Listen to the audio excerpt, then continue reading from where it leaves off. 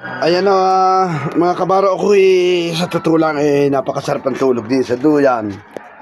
Ayan o, ayan si Miss Kabaro. Ay ako sinubok din ako tulog. Wala akong power sa bahay.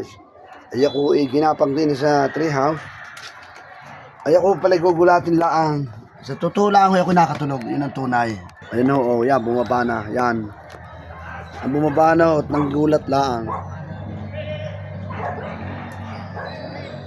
Ayan o. Ginulat lang ako ng babae ito.